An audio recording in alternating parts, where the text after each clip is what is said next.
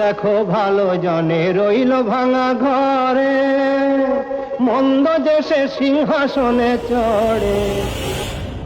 বাংলার আর কেউই আর্থিক অনটনের কারণে ভাঙা ঘরে থাকবে না। মোদী সরকারের বঞ্চনার পরেও জনদরদী নেত্রী মমতা বন্দ্যোপাধ্যায় মানুষের পাশে দাঁড়িয়েছেন।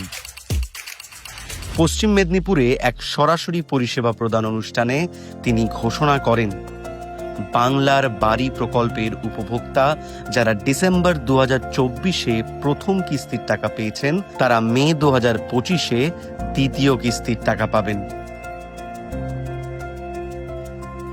সেন্ট্রাল গভর্নমেন্ট 3 বছর ধরে বন্ধ করে দিয়েছে বলে আমাদের টাকা থেকে বাংলার বাড়ি করবার জন্য অলরেডি টাকা হাফ দিয়ে দিয়েছি। হাফ টাকা তারা 6 মাসের মধ্যে আবার পেয়ে যাবেন। 50% যারা বাংলার বাড়ির টাকা পেয়েছেন 6 লাখ, মে মাসে আরো 50% পাবেন। আর এর জন্য মনে রাখবেন, কাউকে 1 পয়সাও কাউকে দিতে হবে না। এটা সম্পূর্ণ সরকারি খরচায়, এটা মানুষের অধিকার। আমরা ডিসেম্বরে দেবো ফার্স্ট ফেজ এবং সেকেন্ড ফেজ মেতে দেবো। বন্যায় যাদের বাড়ি ক্ষতিগ্রস্ত হচ্ছে তাদেরও কিন্তু ঘাটালে আমরা বাংলার বাড়ি প্রজেক্টে ঢুকিয়ে দিয়েছি। জলপাইগুড়িতে হয়েছিল টর্নেডো, তাদেরও ঢুকিয়ে দিয়েছি।